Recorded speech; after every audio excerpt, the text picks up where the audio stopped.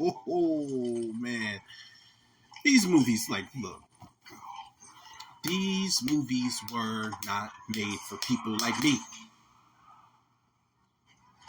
I'm not even gonna say that. I'm just gonna go as far as to say specifically, these movies were not made for me.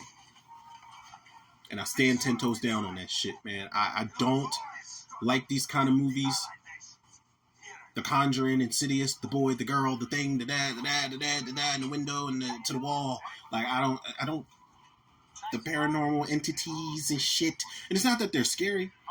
It's not that they're scary. It's just, if you've seen one, you've seen them all.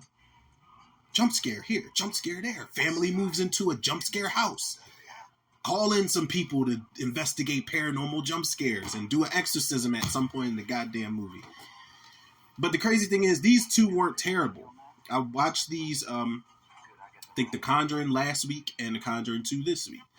And they're the things that make these movies watchable are Patrick Wilson and Vera Farmiga as Ed and Lorraine Warren. These movies don't work without them. I don't know how the spin-offs and everything in this universe it will work without them when I watch them, but these movies do not work without them at all. They are taking this seriously.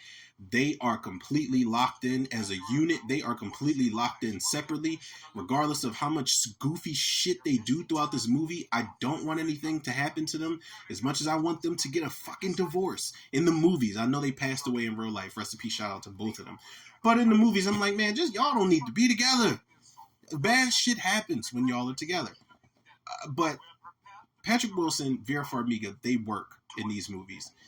The tone of these movies, the serious tone, the fact that we are treating this like a horror movie, we want to scare the shit out of audiences. I can appreciate that for sure. They're not playing this up for the sequel. The Conjuring 2, they played that up for laughs because there's a shot where some shit happens in the house with the single mother and her kids, and as soon as they cut to the next scene, they're running their asses out that front door full speed. And I was like, yes, this is the smartest decision anybody's made in these types of movies. Didn't last long because they had to go the fuck back for some reason. But like the fact that they're taking this seriously, that works too. The look of these movies actually works. The lighting, the shadows. When, you know, if the cameras move into one side of the screen, you can see something. And I think in The Conjuring 2, there was a moment where the old man was sitting in the living room in that rocking chair and the camera went past and I was like, wait, I was like, hold the fuck on. Like there was somebody sitting in there. So I love the way that these movies look. I love the way that these movies are framed. And sometimes they're framed in such a way where it looks like there's going to be a jump scare and it's not. And that's surprising to me because I do think these are like run-of-the-mill jump scare movies, you know, booga booga, I'm jumping out of the closet every 5 seconds type of thing. I think the cast in this first one was a lot better. I did not know Ron Livingston was in there. And I can't remember the actress' name, but she played Leatherface's mom, and she was Ethan Hawke's wife in Brooklyn's Finest. They did a really good job in that first one. The second one, it's like the cast they're not terrible. I don't think there are any bad performances in either one of these movies, but I think the cast in the first one was just overall better.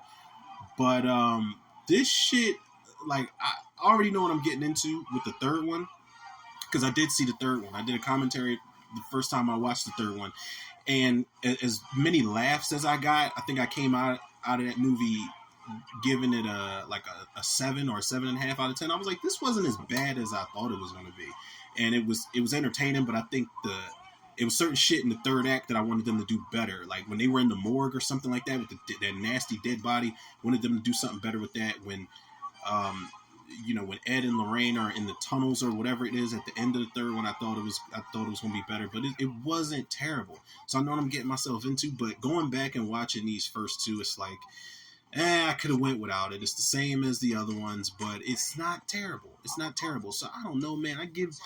I would give the first one maybe same thing I gave the third one, like a 7.5. And I think this second one, maybe I'll give like a 6.5.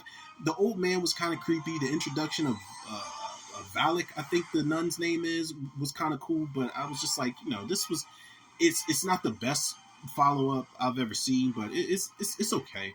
But come on, man. Let's wrap this shit up. Because the Last Rites trailer, does not look great. It doesn't, man. It looks pretty bad, to be honest. And when I think back to that last Rights trailer reaction I did, I'm like, damn. Looking back on the third one, it makes the third one look like really great in comparison, man. But who knows? Maybe I don't know. Maybe I'll come around eventually to the Conjuring of the insidious boy next to the further of the girl next to the woman in the yard. I don't know. We'll see.